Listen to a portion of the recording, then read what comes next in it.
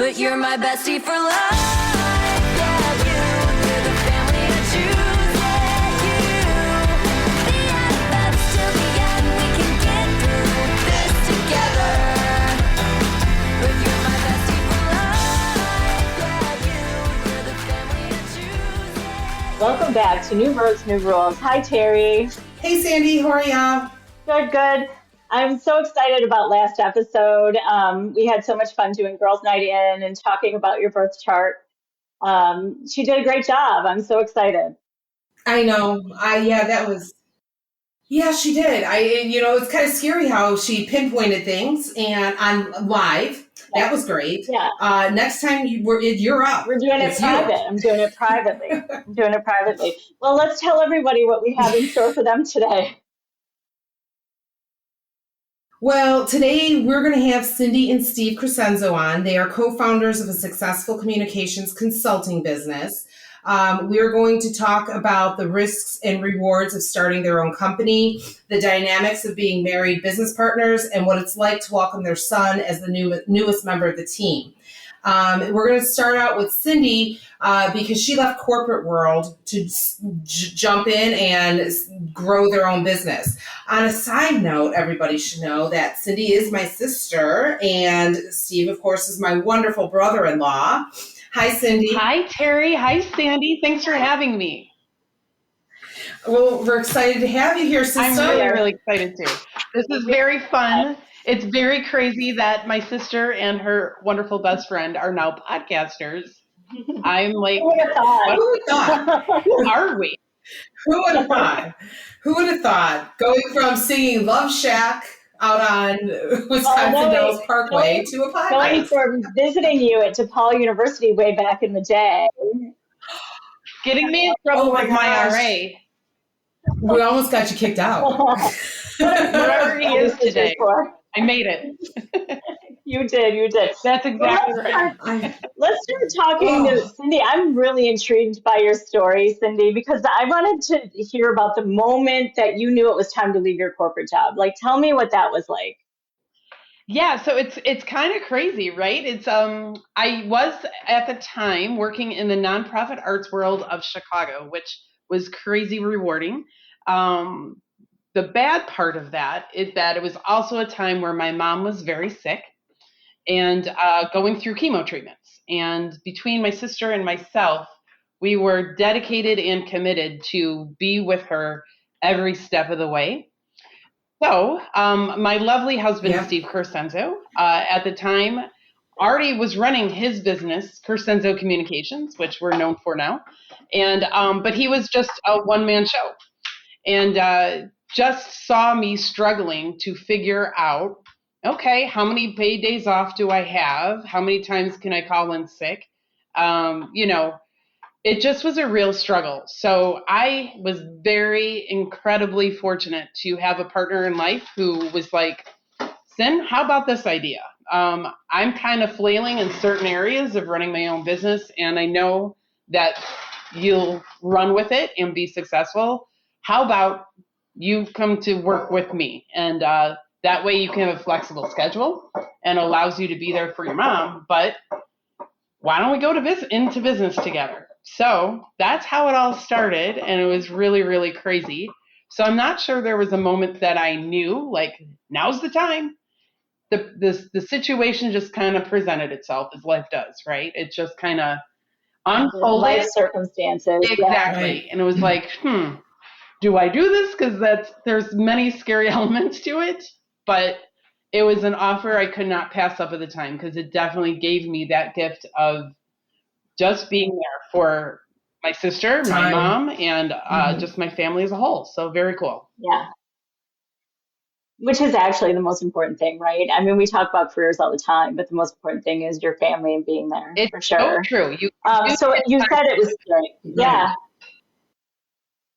Yeah, totally. And you said it was scary, to overcome that. And I guess there is that fear of walking away from a stable career. But at that time, your mind was really just in other places, right? It was all over the place.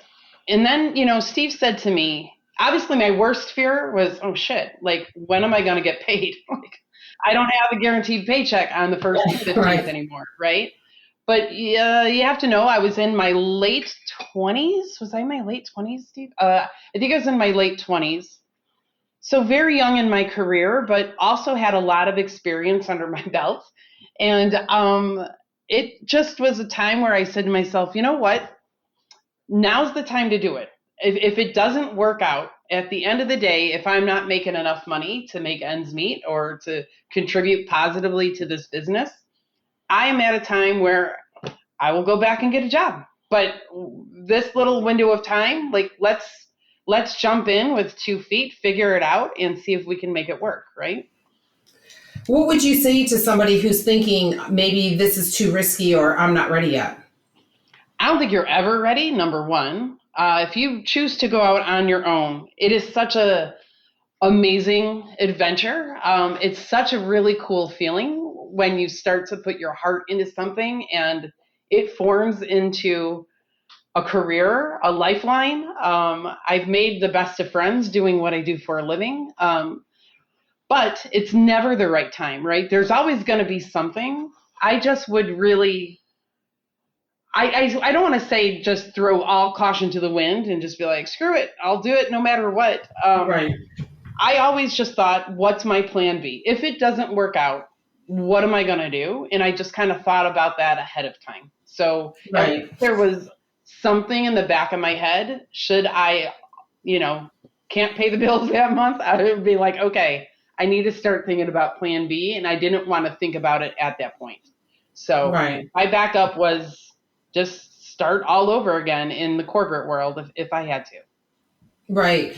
And I think any women listening now who are contemplating that, like, that's the best advice. Have plan B. You know what you want to do in plan A. Like, That's you right. think you know what you want to do, but you have to plan B and maybe plan C, That's like, right. Yep. that's the biggest piece of advice I would tell any woman who's thinking about jumping out on their own. I totally encourage it. Like, because you can't grow without taking a leap of faith and taking a leap and trying things. That is true. And maybe it doesn't work out, but you learn from it and you grow. Well, I just think too, you'll never look back on life and be like, oh, I tried and it didn't work out. And I just bounced back into something else.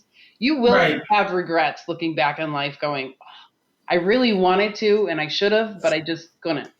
Right. I think that's important to remember.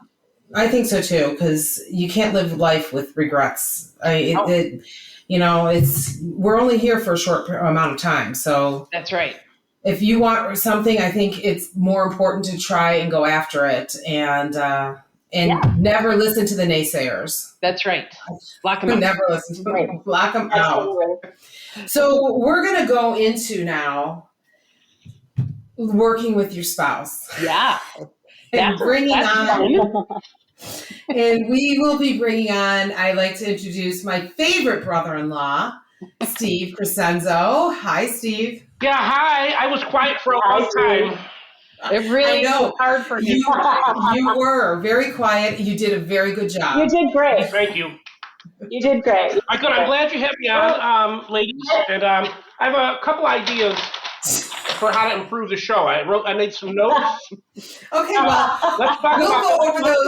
Let's talk about We'll the go over title those later. Yes, we'll go over those later. Title. We're here talking about Cindy and your business all right, and okay. working with you. Yeah, Just think Steve's about a it. Let's talk handful about you people. first, Steve, and then us later. So let's talk about one thing I am curious about is like, how do you guys divide responsibilities and can you guys talk about like how you complement each other? I would love to hear it. Yeah, I think In when work, people always ask us, professionally, how do you yeah. do this? Because I'd kill my significant other if tables were turned. Oh, I'd kill Steve in a heartbeat. Well, the thing is that, Oh, my Lord. Can you imagine me and Terri? oh, you guys, that's a whole No other way. No. But I think like the thing of the fact of the matter is that Steve and I, although we are both in corporate communication industry, we do very different things that complement each other. And I think that really truly does help. he understands what I do. I understand what he does, but we definitely bring different skills to the table. So it's a matter of just acknowledging and respecting that and giving each other space to do what we do and run with it. And what else would you say it is, Steve? I would say that, as Cindy mentioned, I was running the business by myself for about 6 years. And I was very good at what I did. I'm good at three things in life, not including cooking. Good at three professional things. And that is writing, consulting, and speaking. And when I was running the business, I was very good at those things, and I was making money. I was making enough money, but I wasn't invoicing, and I didn't have a marketing plan or a business plan or a budget or discipline or nothing. You not disciplined? I know. Odd, isn't it? So when Cindy says, I was really nice to ask her to come and work for me. With you. I mean, sorry. There you go, Cindy. Yeah, I thought it'd be 4 weeks. That lasted about a week. I thought that she'd come in, run the business from a marketing side, a business operation side, run the budget, run the marketing. Well, she came in and she's as creative as I am, and she's a great speaker, she's a great writer, and she's a great consultant too. So she's got all my skills, and she runs the business. She deals with the accountant and the IRS and the budgets and the marketing and all the technology. We don't even have a designer, and yet we're in the communications business. Cindy does all that too. So I think we do split it up pretty equally. Cindy does more, which is good. So I do more of the day-to-day, but I will say that Steve, he's the one that pushes this business forward, right? Like, so he's constantly like, okay, well, now how about this idea for a new workshop series? And then, it is. And if you've ever seen Steve speak, or you could look him up on YouTube, Steve is kind of known of breaking the rules of corporate world. Like, I call it new rules, new roads. There you go. That's your new workshop. So creative. That was one of my new notes for improving the podcast. Was it changing the title to Steve's Rules, Steve's Road? Oh yes. All right. You guys take that one and file it away. Yeah. So Noted. How do you handle it when things do get stressful? I mean, because you guys work together all day, you live together, like when things get stressful, because I can imagine that they do. Oh yeah. How do you handle that? Well, I think it was easier before perimenopause. Have you heard of something called perimenopause? Oh, this is the wrong podcast to be on for this. Yeah, go ahead. Keep talking, Steve. Yes. Yeah. Steve, you are our first guy guest on here. Yeah. And representing well. Representing well. All kidding aside. It does get stressful sometimes, of course. You run your own business, and it gets stressful with financing, because when you work for yourself, you don't want to ever say no to a client. So you end up either overloaded, and that's stressful, or you don't have enough, and that's stressful. And sure, you always have this stress hanging over you. Do we have enough to pay? Do we have enough? Now we have actual payroll with Zach. Do we have enough to pay him? Do we have enough? So it is stressful, and I just think you respect each other. And if she tends to stress out more than I do, to be honest. No kidding. I mean, I have ongoing anxiety about life in general, but when it comes to the business, I don't really stress out that much. So I don't know. I mean, we've gotten in probably 20 years of doing this. I think we've gotten in 3 fights, work related. Probably 3. I don't know if it's fights. It's more like disagreements of like what we need to do. You guys, in one of, I think was it your first episode you talked about boundaries? Was that? We had a whole episode on boundaries. Mm-hmm. That's very tricky in this life that we live, because so many I can imagine. colliding, right? We've got personal, professional, sexual. Marriage. Like it's parenting now.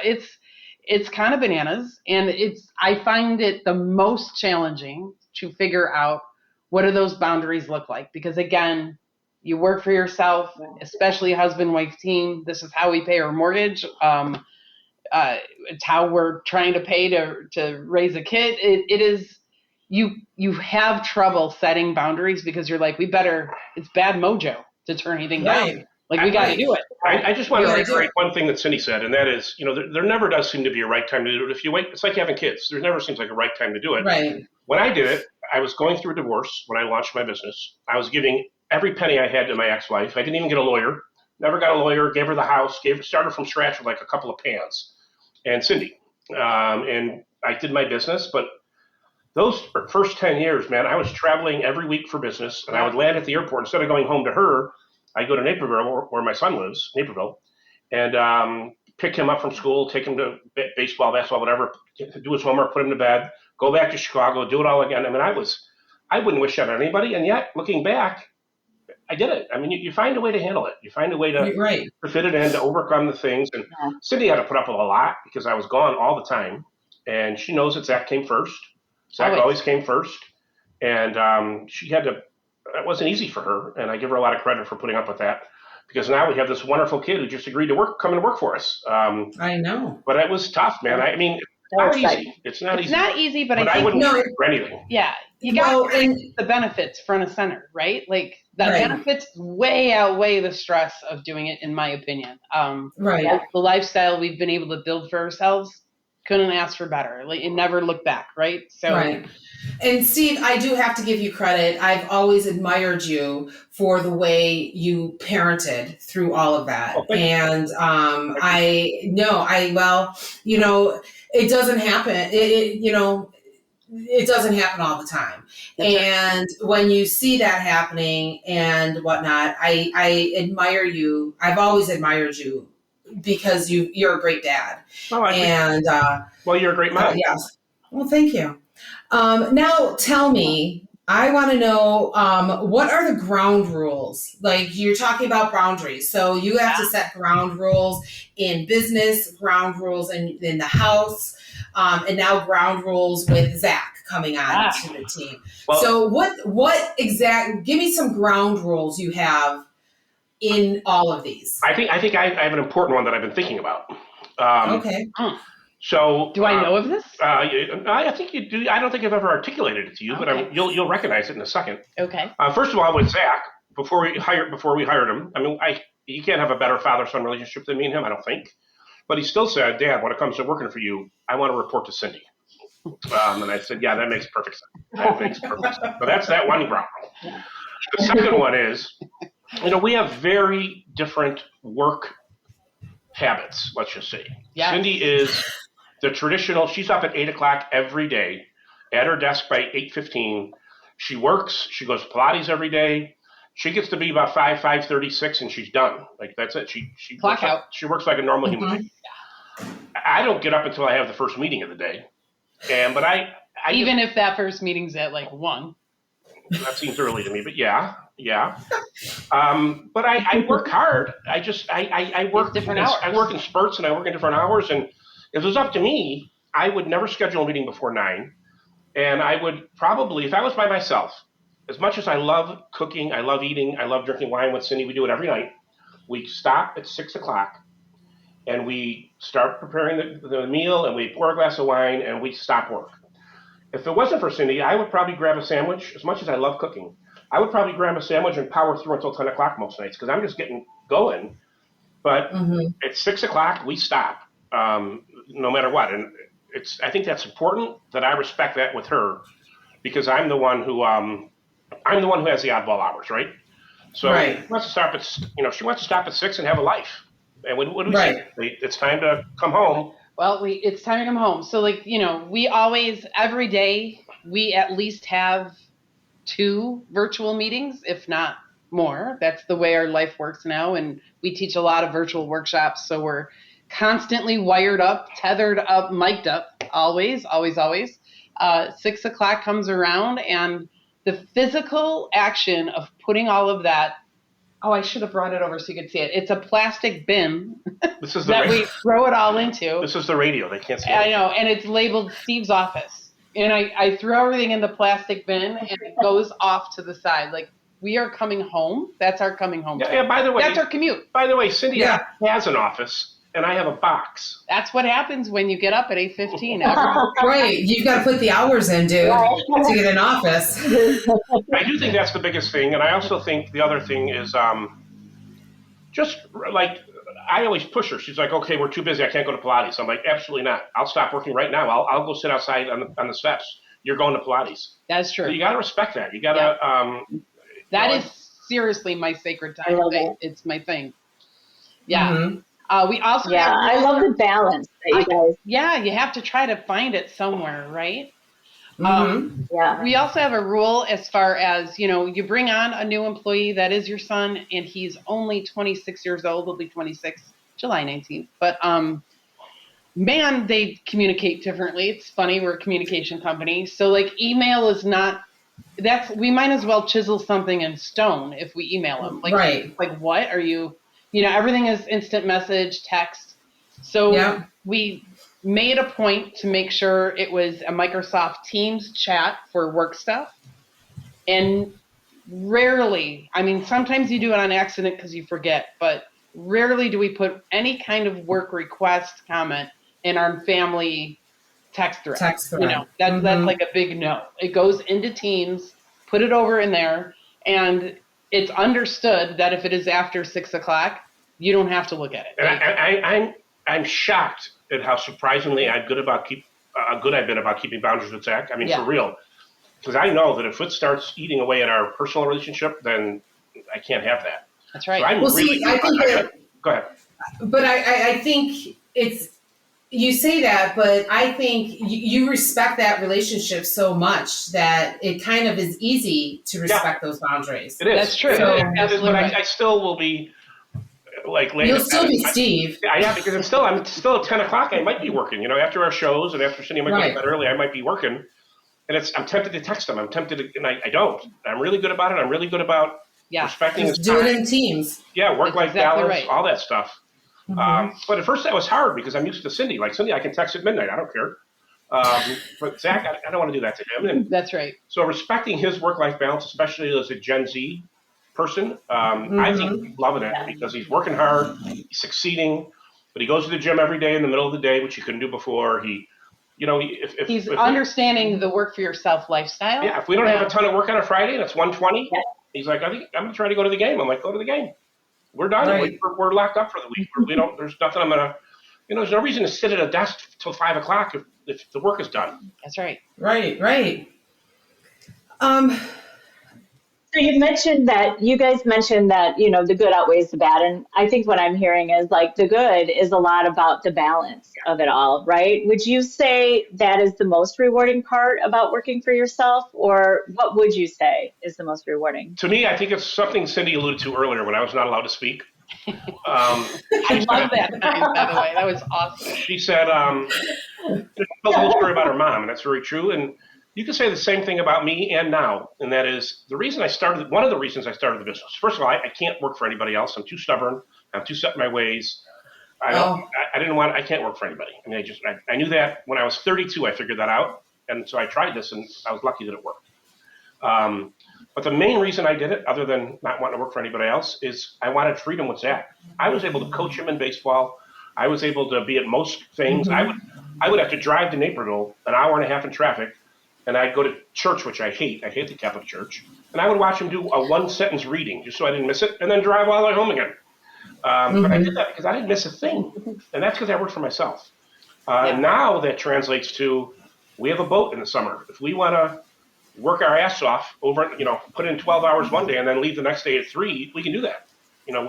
Right. I mean, it's not that when you work for yourself, you basically have a lot of bosses, but you can structure your time and your schedule so that you do get to do what you want to do. If we want to take a break off, we will find a way to make it happen. That's what I love the most about working for ourselves. Yeah. And whatever money you make, It's yours. It's yours. I worked for one.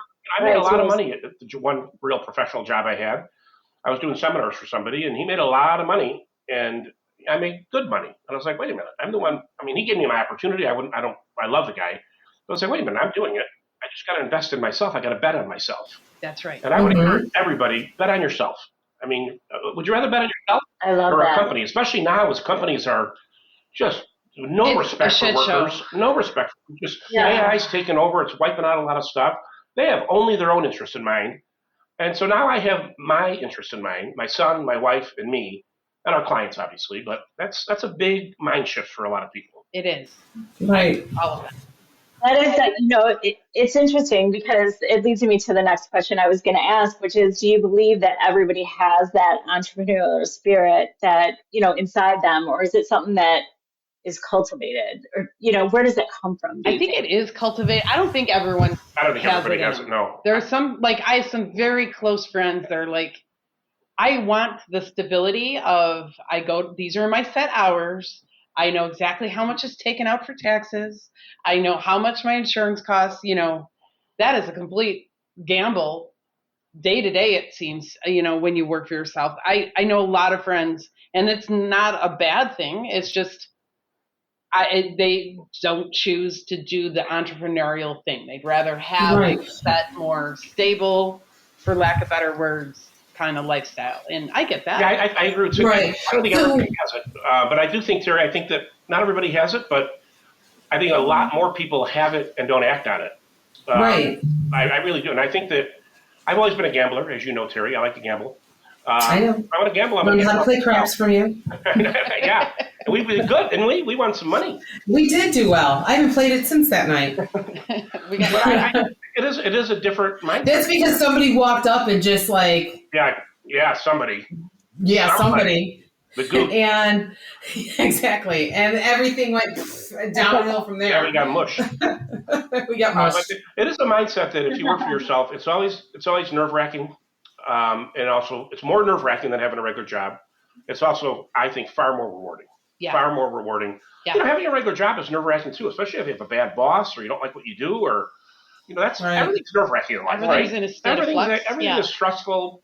I'd rather go through it on my own for myself and my family than for somebody else. That was always my Right. But I don't So think you it's guys- a black market go if you ahead. don't want to do that. Right.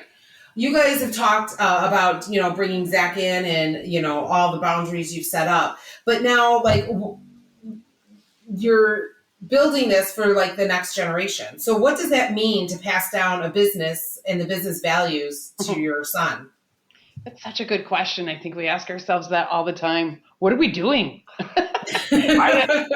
Yeah, it's terrifying. It's the most rewarding thing I've ever done, and it's the most terrifying thing I've ever done. And I think I took three big shots in life. One was starting my own company when I had zero money, and I was going through a divorce, like I talked about. Two was taking a chance and saying, Cindy, why don't we give this a shot? Knowing that then we had to make enough money to Cover us both. And cover my son, which was it's like having a third member of the family. There was no divorce money like paying bare alimony, like whatever, child support, whatever. It was like full time.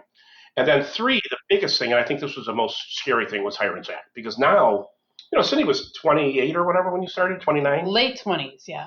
But she's an adult at that point, and I'm 30. I'm a little older, but she's an adult. She can make her decisions. I feel like okay, now I just put my son, his whole future, his career, on me now, which I can't think that way. No, you can't. He's going to make it. And he's doing great. I think we said we hired him for a year, right? We landed a big project, and I said we have this money. At the time, he happened to his company just closed because they were an affiliate of Google. Google cut off their funds, closed the company. So I don't believe in God, but I believe in karma and fate. Right when we got this big account, he lost his job. And I said, you know what, Zach, we have enough to pay you for a year. Come on in, and let's do this for a year. Let's try to make it work. And if it works, Let's build we something. can hand you, you can actually work for yourself the rest of your life. If it doesn't work, you're going to go back into the workforce with more experience than you ever would have got anywhere else for a year. I mean, he's already ready to run workshops. He's already.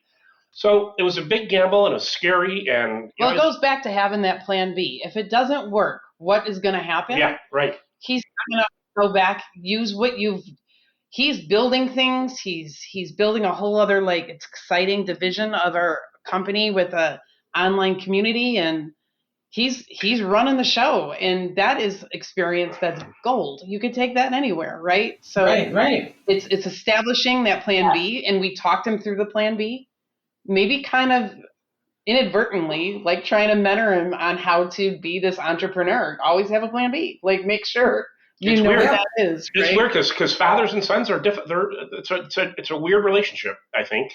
It's two guys and a lot of testosterone, and I'm mentoring him, but I don't want him to know that I'm mentoring him necessarily. So I don't want to say, Zach, do this, do that, do that. I try to lead by example, and the kid is just picking everything up. But a funny story: the first meeting we ever had with him, a work meeting, So we log on like this, right? And I know you can't see this on the radio, but the four of us are actually on a Zoom call. We're actually looking at each other. And I saw Zach's face. And I was like, what the fuck? What? What's he doing on the work call? And I had to move my screen over so his face wasn't showing because I just freaked out. I was like, why is Zach going to hear me start talking to clients? He's not going to approve. I'm not very professional. Oh my God. He's going to. Now it's like we're on the call with him 6 times a day. That's right. And today we're on a call. You're used to it now. The client had a question, and I threw it to Zach.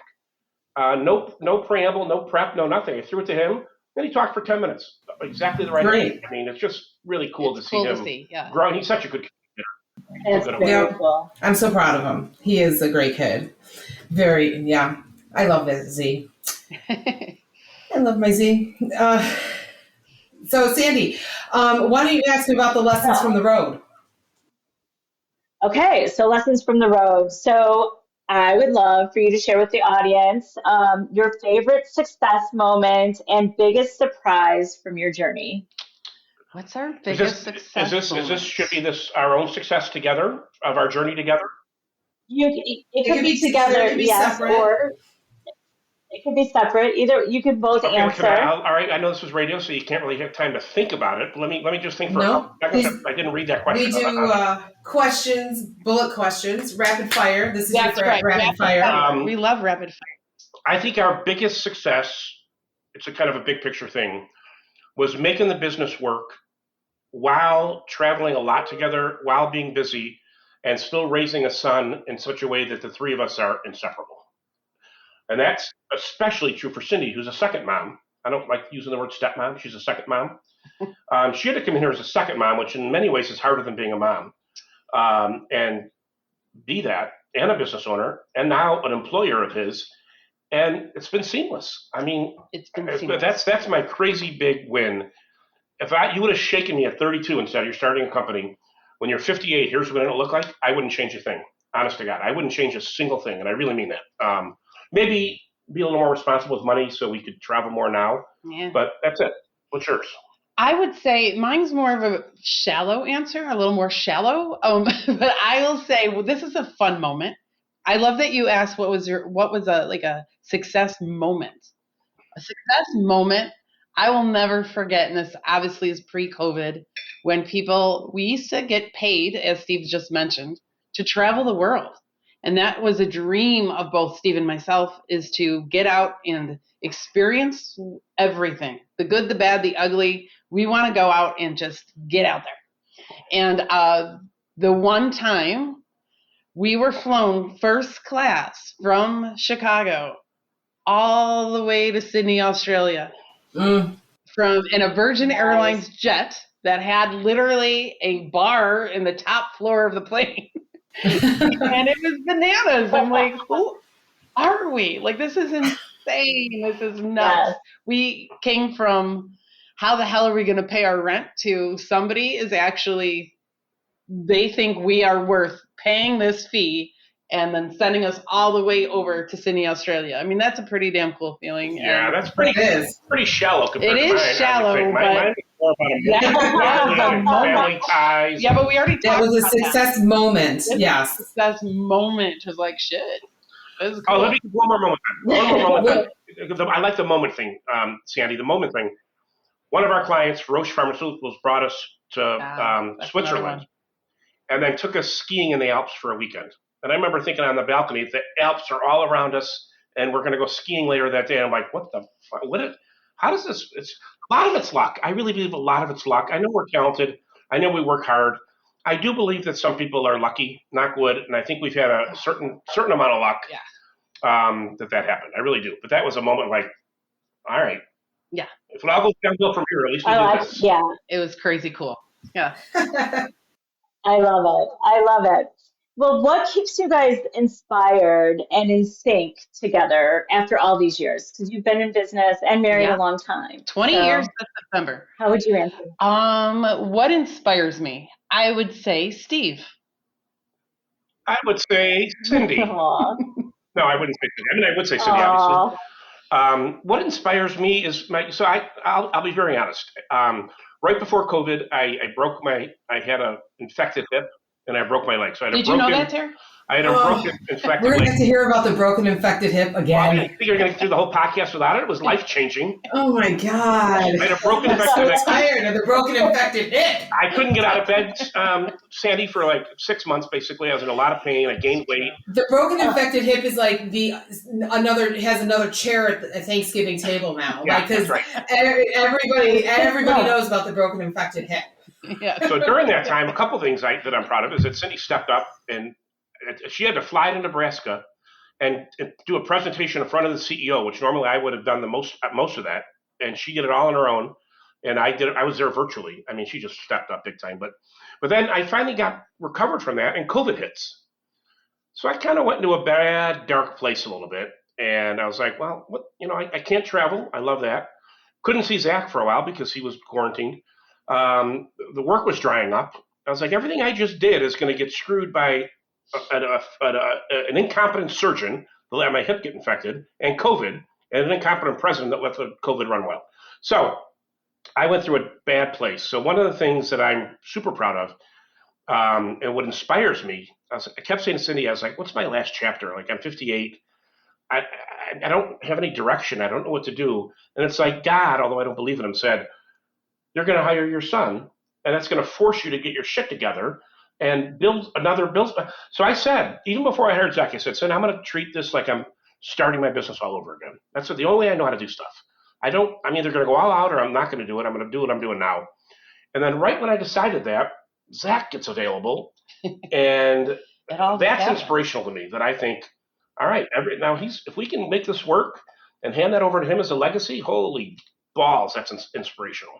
Yeah.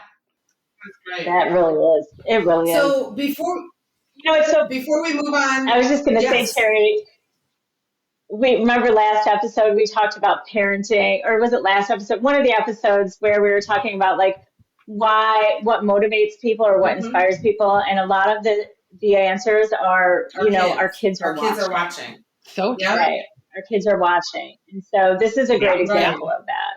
Sorry, go ahead, Terry. I was just going to say, before moving on to our other normal segments, Cindy and Steve, this is your opportunity. Tell everybody about Crescenzo Communications.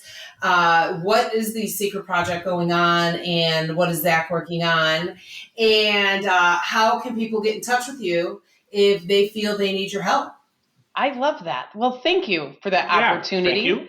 Crescenzo Communications, we've all worked for organizations where we're thinking, what the heck? Like, who are these people that I work for? Why am I here? What connects me? Why do I do what I do? We help organizations communicate better with their employees, to just really help people, no matter what you do for an organization, understand how you contribute to success and what are we all trying to do together. So we do a lot of storytelling inside organizations, telling stories from the people closest to the work, helping leadership not sound so flippant, robotic, and corporate speak and grossness. We really help them deliver authentic connections with their employees. So it's incredibly rewarding to see your work literally change a culture of an organization for the better. We did just launch our first online community for communicators. So if you find yourself in HR, corporate communications, PR, employee engagement, any of that fun stuff, we have the special place built just for you, where it is peers mentoring each other. It's people sharing challenges and strategies and proven tactics, and it's a really supportive, wonderful place where we practice what we preach. We help people get through a lot of challenging issues. In this day and age, it's super hard out there to figure out the right message for your employees with so much craziness going on. So you can find us at www.crescenzocom.com. Because that's so easy to spell, it is CRESCENZOCOMM.com. Would you say that small business owners could join your? Anyone they have with to learn an how. Yep. They have to learn how to talk to employees. Anybody So it's with not just for employees. corporations. It definitely isn't, and that's a great point. We have had the pleasure of working with organizations of all shapes and sizes. If you have employees, especially if you're a growing business, like slowly but growing, those growing pains are hard, and it's really hard to go from mom and pop place to, oh my gosh, I have 10, 15, 20, 25, 30, 50, 100 employees. Like, it's as you start doing that, A, good for you, but B, it comes with a responsibility to understand how to engage your workforce. Fantastic. Absolutely. Well, I want to thank you guys for coming on. I know you're staying on here because you're going to help us out with our next two segments. But I do want to say thanks for coming on and talking to us. Thanks for having us. Thanks for having fun. us. Thank you. I just want to applaud what you two ladies are doing. Yeah, I was going to do that. You know what? It's my sister. No, you were talking too long. It's my turn to talk. Sister. I've tried to, we're taking turns talking. I'm so proud. I wanted to say I'm proud of you guys for doing this, and it's awesome. I know you've both been bounced around a bit in life like everybody else. And I love this project. Yes. I love what you're doing. I think so many women would benefit from it.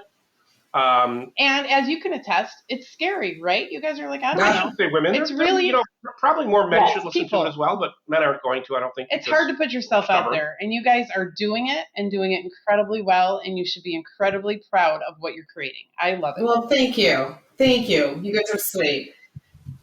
All right, so we're going to move on. Our next segment that we do is Your Turn, where we turn our looks to the audience. So Sandy's going to take over this one. Yeah, so last week's question was, what's the best or wildest girls' night you've ever Before you had? answer, Sandy, And we should ask Cindy. Yeah. Okay, Cindy. What's the best or wildest girls' night you've ever had? I'm right here. Hmm. I'm right. I I have have a one. feeling it has to do with El Jardín. Hardeen. El Jardín Whistle. Cantina with wearing a sombrero and having that whistle lady. If anyone's from Chicago, old school Chicago, you know what I'm talking about. You know the whistle lady. The whistle lady with the tequila bottle. That's all I'm going to say. Pouring it down your throat. That's right. And are there any videos? That's what I the want to beauty know. of the Are there air. any No videos. Yeah, that was the beauty of that time we went out. There are no videos, Sandy. We got to grow up off Right. camera, which is a I refreshing know, wasn't thing. it great? We only have we have the memories that we can continue to share with each other. Exactly. So that's all we need. I don't know if That's all it's we off theme, but would you like to hear about my weirdest, strangest guys' night out? No. Okay, real quick. What is it? It was I was 19, The Sons of Buns? and it was me and my best friends Tim and Donnie. We're driving from Chicago to Eastern Illinois University, and we got in the car and Donnie was driving, and about 20 minutes into it, he reveals that he had taken acid. Him and Tim had both taken acid, and Donnie's driving, and I'm in the back. So then I took acid, but I'm behind them. I'm late, and we're just chugging beers, and we're on acid, and we're going to Eastern Illinois University. And we ended up pulling over to urinate. Sorry, ladies. And he parked diagonally on the curb. And we got out of the car and a bunch of beer cans spilled out. And I put my beer can on top, the one that I was drinking, and we're all urinating. And a state copper pulls up right behind us. And these two, meanwhile, had stripped naked and were fighting on the side of the road. Naked. As they do. As we do. Yeah. And a copper pulls up right at that point in time. Oh. And so that was fun. So go ahead. Sorry. What's the next And one? what happened? That's a good Were story. you all arrested? No, my dad was a cop. Tim's dad was a cop. Cop kids. And Donnie was in just Oh, Donnie damn just came out cop of the kids. military. We just talked and we were polite to him, and he just said, he's from Southern Illinois. He goes, "This is my yard. This highway is my yard, and you're pissing in my yard. What if I came to piss in your yard?" And we just cleaned everything up, and he didn't even take our beer. That's how it was back then. He didn't even take our beer. Just got us on our way. Cop kids. I know. Those were the days. Oh my gosh. All right, Sandy, tell us. So, all right. So the thing is this has never happened to us No. before, but we do not have What? anybody. We did not have one person Tell us about respond. their girls' night. Why not? I know. I thought maybe they were reluctant to share. they're not as open as Steve is Maybe they about will be his now. experiences. I know. They're like, Maybe you oh, open up. mine That's isn't. Maybe what I was going to say. Wow. my night's not as That's what I bad. was going to A lot say. of guilty consciences out there. I know. I know. It's never too late. This is what I wanted to say. Even though we didn't get any responses since the episode, it's never too late. So please just go ahead and share whatever you want on social media, even if it's something we brought up weeks ago. Absolutely. We always want to hear from We you. will feature it on a future episode. What was that? Change the Sorry? names to protect the innocent, right? Oh, absolutely. Yeah. I also said that they could be Yes. anonymous too. So that wouldn't work. Like, they don't have to post. They could just send us a story and we'll be Yeah. anonymous. We're very proud. We will, because we do want to hear from you. So we have this week's question for your turn to answer, and Cindy's going to give this week's question. It's a very good one. I can't imagine you won't get responses for this. Okay, We better. here's your question of the week. What's one leap of faith you've taken or are considering taking in your personal or professional life? I Well, I love like it. it. We want you to share your story with us, and you can reach out on Facebook, Instagram, TikTok. We are now on YouTube. You can email us, and we can share with you your leaps of faith and what you have done to do that. And our next segment, we're going to do the new rule of the week. And of course, we've got to let Steve give the rule of the week this week. Thank God. Yes. Yes. Steve, Thank what God. is it? I would say it sort of ties back into what we've been talking about this entire episode. This entire Yes, it does. conversation. And that is, if it feels right and scary, it's probably worth the risk. Absolutely. I really believe that. It's a great rule, because everything I've done, I talked about the three things that I'm most proud of. Every single one of them felt right at the time and scared the living hell out of me. Right. So if you're not a little scared, then It's not worth doing. it's not where. Yeah, That's right. It's got to feel Big right. changes come with a lot of fear, and but if they're for a good purpose, it's, you got to jump over those barriers and just do it. Yeah, and I love I think it was you, Terry, or maybe it was Cindy, but maybe it was both of you. Have a Probably plan me. B. Have a plan B, but take a shot. Take a shot. You got it. Take one You got shot. it. You know what? You're not going to be on your deathbed going, "Yeah, I'm so glad I didn't try to do that."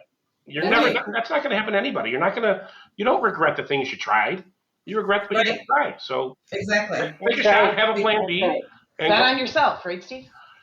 What is it? What's the Avett Brothers lyric?